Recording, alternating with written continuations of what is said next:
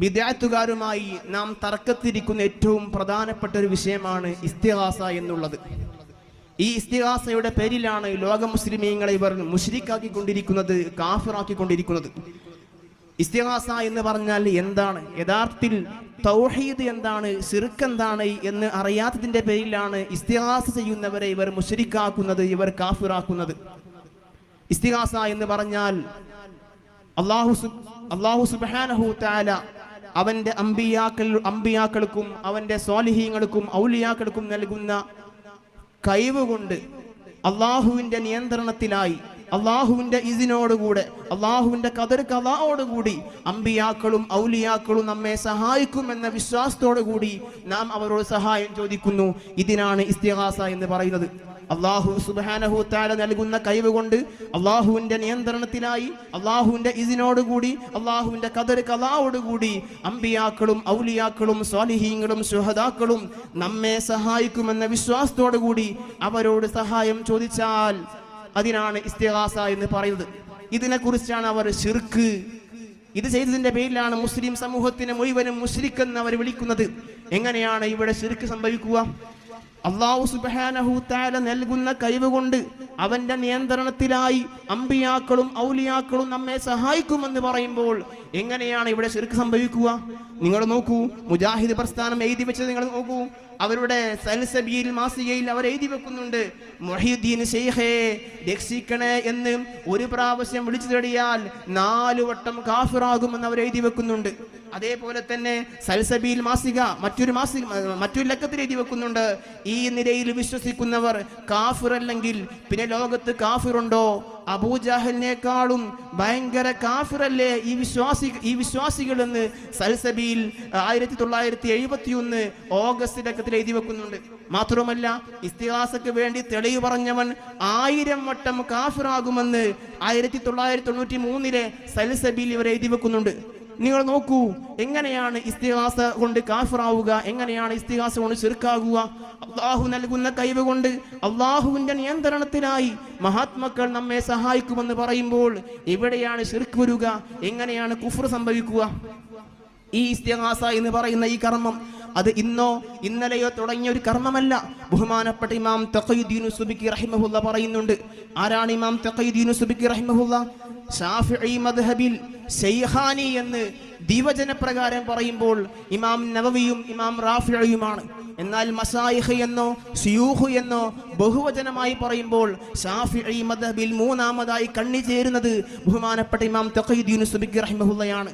തഖിയുദ്ദീൻ സുബ്കി റഹിമഹുല്ല അവിടുത്തെ ലോകപ്രസിദ്ധമായ ശിഫാഉ സഖാം എന്ന് പറയുന്ന ഗ്രന്ഥത്തിൽ പറയുന്നുണ്ട്, ഇഅലം അന്നഹു യജൂസു വയഹ്സുനു തവസ്സുലു വൽ ഇസ്തിഗാസത്തു വത്തശഫഉ ബിന്നബി സല്ലല്ലാഹു അലൈഹി വസല്ലം ഇലാ റബ്ബിഹി സുബ്ഹാനഹു തആല.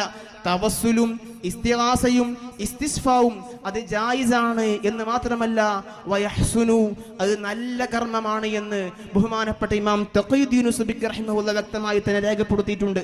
വജവാസു സാലിക വഹുസ്നുഹു മിനൽ ഉമൂരിൽ മഅലൂമത്തി ലികുല്ലി ദീ ദീനിൻ, ദീനുള്ള എല്ലാവർക്കും ഇസ്തിഗാസ എന്ന് പറയുന്ന ഈ കർമ്മം അത് നല്ല കാര്യമാണെന്ന് ബോധ്യപ്പെട്ടിട്ടുണ്ട്.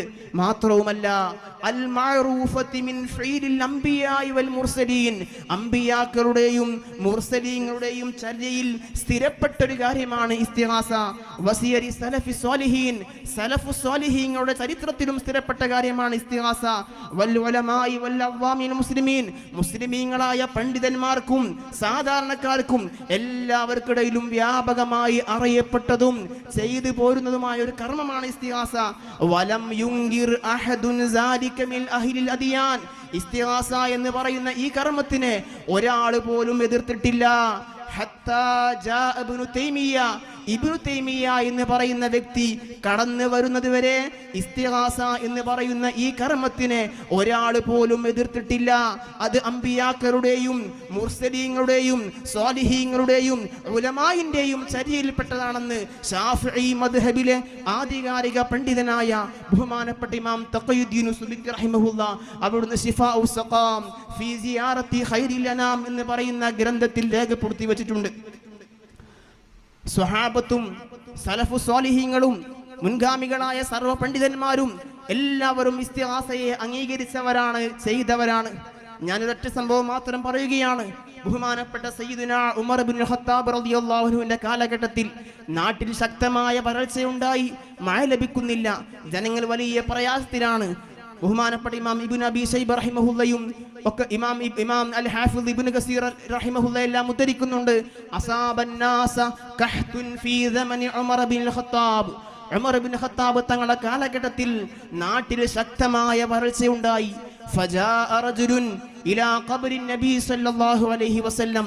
ഒരു വ്യക്തി ഹബീബായ നബി സല്ലല്ലാഹു അലൈഹി വസല്ലം തങ്ങളുടെ ഖബറിന്റെ സമീപത്തേക്ക് വരികയാണ്. അങ്ങനെ ഫഖാല, ആ വ്യക്തി പറയുകയാണ്, യാ റസൂലല്ലാഹ്, അല്ലാഹുവിന്റെ പ്രവാചകരെ, ഇസ്തസ്കില്ലാഹ ലി ഉമ്മത്തിക, അല്ലാഹുവിന്റെ പ്രവാചകരെ, അങ്ങ് ഈ ഉമ്മത്തിന് വേണ്ടി മഴയെ തേടണം. ഹബീബായ നബി സല്ലല്ലാഹു അലൈഹി വസല്ലമ വഫാത്തായി വർഷങ്ങൾക്ക് ശേഷം ബഹുമാനപ്പെട്ട ഉമർ ഇബ്നു ഖത്താബ് തങ്ങളുടെ കാലഘട്ടത്തിൽ ഒരു വ്യക്തി വന്നുകൊണ്ട് റസൂലുള്ളാഹിന്റെ ഖബറിങ്ങൾ ചെന്നുകൊണ്ട്, റസൂലുള്ളാഹിന്റെ ജാറത്തിങ്ങൾ ചെന്നുകൊണ്ട് അല്ലാഹുവിന്റെ റസൂലിനോട് മഴയെ ആവശ്യപ്പെടാൻ വേണ്ടി പറയുകയാണ്. നിങ്ങൾ നോക്കൂ, ആരായിരിക്കും ആ വ്യക്തി? ഈ സംഭവം നടക്കുന്നത് ഉമർ ഇബ്നു ഖത്താബ് തങ്ങളുടെ കാലഘട്ടത്തിലാണ്. ഒന്നിരിക്കൽ സ്വഹാബി അല്ലെങ്കിൽ താബിഈ. അങ്ങനെ പിന്നീട് മറ്റൊരു ദിവസം ഈ വ്യക്തിയുടെ സ്വപ്നത്തിലേക്ക് ഹബീബായ റസൂലുള്ളാഹി സല്ലല്ലാഹു അലൈഹി വസല്ലം കടന്നു വരികയാണ്. എന്നിട്ട് ഉമർ റളിയല്ലാഹു അൻഹുവിൽ പോയി സലാം പറയണമെന്നും ഉമർ റളിയല്ലാഹു അൻഹുവിനോട് വിഷയങ്ങളൊക്കെ അറിയിക്കണമെന്നും ഉമർ റളിയല്ലാഹു അൻഹുവിനോട് ഭരണമെന്ന് ലഘൂകരിക്കണമെന്ന് ഹബീബായ റസൂലുള്ളാഹി ഈ വ്യക്തിയുടെ സ്വപ്നത്തിൽ വന്നുകൊണ്ട് പറയുകയാണ്. പിന്നീട് ഈ വ്യക്തി ഉമർ റളിയല്ലാഹു അൻഹുവിന്റെ അടുത്ത് പോവുകയും വിഷയങ്ങളെല്ലാം പറയുകയും ചെയ്തു. ഏതായാലും ഇവിടെ ഈ വ്യക്തി, ഈ റജുലി ഹബീബായ റസൂലുള്ളാഹിന്റെ ഖബറിങ്ങൾ ചെന്നുകൊണ്ട് മഴയെ ആവശ്യപ്പെടാൻ വേണ്ടി പറയുകയാണ്. ബഹുമാനപ്പെട്ട ഉമർ ഇബ്നു ഖത്താബ് തങ്ങളോട് ഈ വ്യക്തി ഈ വിഷയം പറയുകയാണ്. ഇവരെ വിശ്വാസപ്രകാരം വഫാത്തായി കിടക്കുന്ന റസൂലുള്ളാഹിയോട് ഈ വ്യക്തി വന്നുകൊണ്ട് സഹായം ചോദിക്കുന്നു. ആ വ്യക്തി ശിർക്ക് ചെയ്തിരിക്കുന്നു, മുശ്രിക്കാകുന്നു, കാഫിറാകുന്നു. ബഹുമാനപ്പെട്ട ഉമർ ഇബ്നു ഖത്താബ് തങ്ങൾ ഒരിക്കലും അദ്ദേഹത്തോട് നിങ്ങൾ ശിർക്ക് ചെയ്തിരിക്കുന്നു, അതുകൊണ്ട് വീണ്ടും ഇസ്ലാമിലേക്ക് ഷഹാദ ചൊല്ലിക്കൊണ്ട് മടങ്ങി വരണമെന്ന് പറഞ്ഞിട്ടില്ല. ഉമർ തങ്ങൾ അംഗീകരിക്കുകയാണ്. ബഹുമാനപ്പെട്ട ഇമാം തഖീദ്ദീനുൽ ഹിസ്നി റഹിമഹുല്ല ഈ സംഭവം വിശദീകരിച്ചുകൊണ്ട് പറയുന്നുണ്ട്, ഈ വ്യക്തി ചെയ്ത പണിയെങ്ങാനും ശിർക്കായിരുന്നുവെങ്കിൽ ഉമർ റളിയല്ലാഹു തടയുമായിരുന്നു. ഫഹാദാ റജുലുൻ മുബാറകുൻ ഖദ് അതാ ഖബ്റഹു വതലബൽ ഇസ്തിസ്ഖാ മിൻഹു ഫലൗ കാന ദാലിക ജഹിലൻ വളലാലൻ വശിർകൻ ലമനഅഹു ഉമറു. ഈ വ്യക്തി ചെയ്ത പണി അത് ശിർക്കായിരുന്നുവെങ്കിൽ, അത് പിയച്ച ആശയമായിരുന്നുവെങ്കിൽ ലമനഅഹു ഉമറു, ഉമർ ഇബ്നു ഖത്താബ് തങ്ങൾ തടയുമായിരുന്നു. ഉമർ ഇബ്നു ഖത്താബ് തങ്ങൾ ആ വ്യക്തിയെ തടഞ്ഞിട്ടില്ല.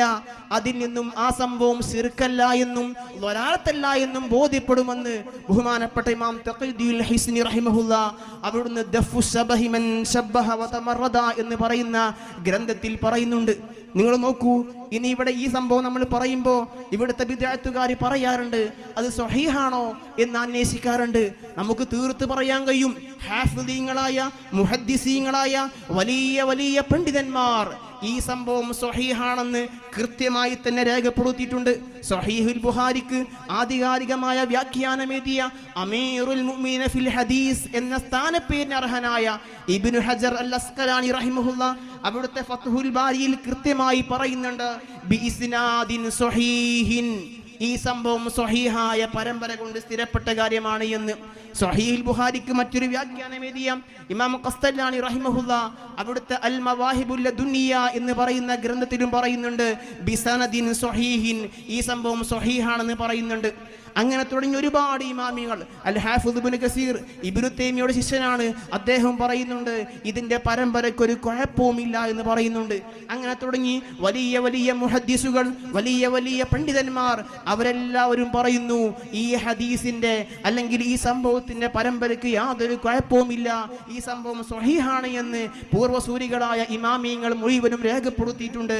ഡസൻ കണക്കിന് ഇമാമിയങ്ങൾ ഈ സംഭവം സ്വഹീഹാണ് എന്ന് ബിഇസ്നാദിൻ സ്വഹീഹിൻ എന്നും ബിസനദിൻ സ്വഹീഹിൻ എന്നും എന്നെല്ലാം രേഖപ്പെടുത്തിയിട്ടുണ്ട്.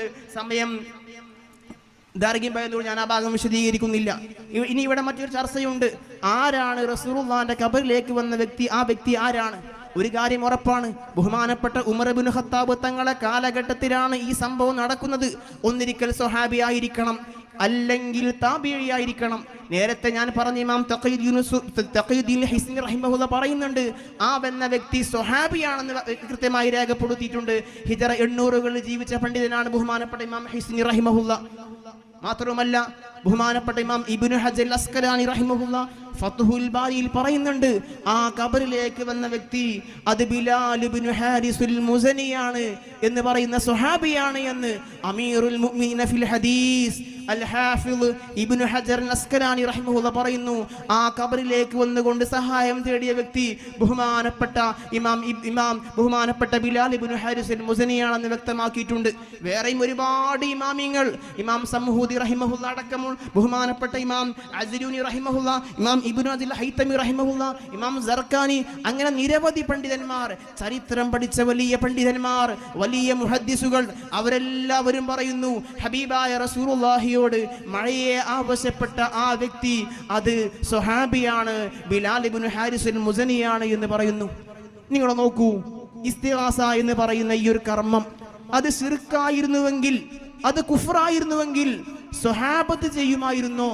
ബാക്കിയുള്ള സ്വഹാബത്തെല്ലാം ഇതിനെ അംഗീകരിക്കുമായിരുന്നോ? അതുകൊണ്ട് കൃത്യമായി ബോധ്യപ്പെടുന്ന കാര്യമാണ്, ഇതൊരിക്കലും ശിർക്കല്ല. മാത്രമല്ല ഈ സംഭവം ഉദ്ധരിച്ച വലിയ വലിയ മുഹദ്ദിസുകൾ, 1 ലക്ഷവും 2 ലക്ഷവും 3 ലക്ഷവും ഹദീസ് മനപ്പാടമുള്ള വലിയ മുഹദ്ദിസുകൾ, അവരെല്ലാവരും പറയുന്നു ഈ സംഭവം സ്വഹീഹായി സ്ഥിരപ്പെട്ടിട്ടുണ്ട്. അവർ ഒരാൾ പോലും ഈ സംഭവത്തിൽ ശിർക്കുണ്ട് എന്നോ കുഫറുണ്ട് എന്നോ വ്യക്തമാക്കിയിട്ടില്ല. ആയതുകൊണ്ട് തന്നെ ബോധ്യപ്പെടുന്ന കാര്യമാണ്, ഇസ്തിഗാസ ഒരിക്കലും ശിർക്കല്ല. സലഫു സ്വാലിഹീന്റെയും സ്വഹാബത്തിന്റെയും ചര്യയിൽപ്പെട്ട ഒരു കർമ്മമാണ് ഇസ്തിഗാസ എന്ന് ഈ ഒരൊറ്റ സംഭവത്തിൽ തന്നെ മാത്രം ബോധ്യപ്പെടും. ഇനിയും ഒരുപാട് സംഭവങ്ങൾ, ഇമാമിങ്ങളായ ഇമാമിങ്ങൾ മുഴുവനും, പൂർവ്വസൂരികളായ പണ്ഡിതന്മാർ മുഴുവനും ഇസ്തിഗാസ അംഗീകരിച്ചവരാണ്, ഇസ്തിഗാസ ചെയ്തവരാണ്, തവസ്സുൽ അംഗീകരിച്ചവരാണ്, തവസ്സുൽ ചെയ്തവരാണ്. നേരത്തെ പറഞ്ഞല്ലോ, ഇബ്നു തൈമിയ്യ വന്നതിന് ശേഷമാണ് ഇങ്ങനൊരു അപശബ്ദം ലോകത്തിന് തന്നെ പരിചയമുള്ളത്. അതിനു മുമ്പ് എല്ലാവരും അംഗീകരിച്ചു പോരുന്ന ഒരു ആശയമായിരുന്നു ഇസ്തിഗാസ എന്ന് പറയുന്ന ഈ കർമ്മം. അതുപോലെ തന്നെ